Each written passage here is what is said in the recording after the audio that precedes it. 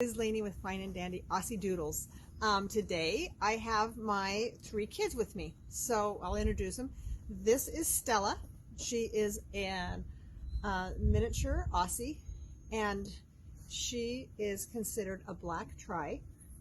And over here on the other end, it looks like her.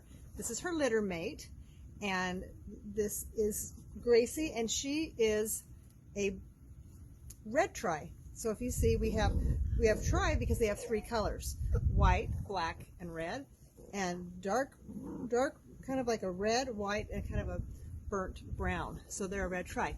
Here in the middle is Nixon. So Nixon is going to be our future stud. These guys will be having future little dates. So they're all about the same age. They're all going to come in around the same size. So today we're going to talk about puppy chewing. We're going to talk with Nixon because Nixon wanted to talk about the phases of chewing with dogs. I get a lot of, hey, how do I get my dog to quit chewing?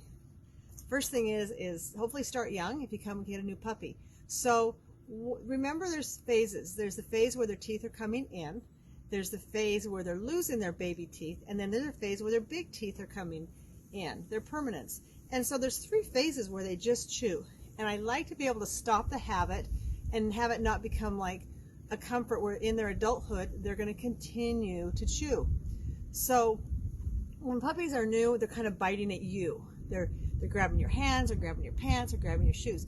Always stop the behavior, and I do a couple of things. The first thing I do is I'll grab their nose, and I'll just kind of quietly, like, not even clamp it down, but I'll just kind of like, no, don't do that. But I'll always have something with me, and I always will substitute. If you want to play, if you want to chew, and they're on me and they constantly are chewing on me and my fingers, I give them something else. It's like, here, you can be on my lap, but you don't need to chew on my clothes, and you don't need to chew on my fingers because they're sharp.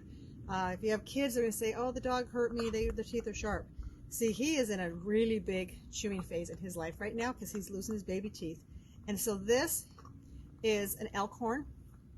And so you'll find them all the time in the store. But what I do is I like to support small businesses. And so I go onto Etsy, and there are a lot of people who will gather up deer sheds, elk sheds, and they will post them on Etsy, and they'll sell them. So I love getting them from kind of the small businesses, and sometimes I can get a better deal. I can get packages. You can pick sizes. So this particular elk horn that this is loving is a full. So if you look around, it's all the sides. Here, babies. And then I have another one, and I usually buy these. Here, I'm going to put hand down. Come here. You can sit there and chew. The other one I have is a split. And what that means is they've taken the bone and they have cut it in half. And so all of this is bone marrow. This is what they live for. They love it. If they have to choose between the two, they're going to go crazy on this one. Because not only can they chew, they can absolutely just go to town on that. So always substitute. Always take something. If you don't want to do elk horns, the other thing that I do, you can tell we get a lot of miles, is I buy things like this. And I have them chewing right now, and they love to get on them.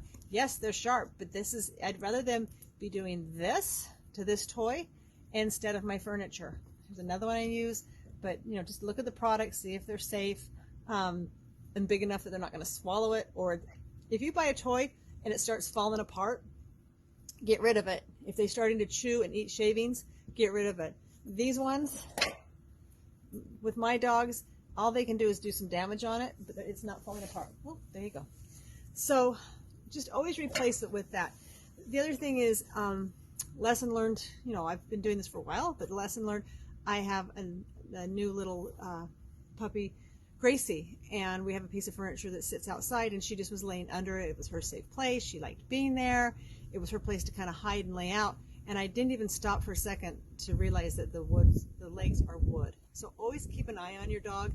If they're laying underneath your couch and you think, oh, they look so cozy, you also need to be aware if there's wood and there's things that are holding that furniture up, they get their mouth by it, it's going to be just as tempting as the elk horn, it's going to be tempting as this, and they don't know the difference. They're going to go, hey, this is hard, I can chew it. So it's on us to keep an eye on them and do the behavior. So when they're chewing and you're holding them and they have your toys, always have things, replace what they're chewing on with the toy. toy. So that's kind of what I do. And I hope you have a fine and dandy day, and I hope that hint helps you.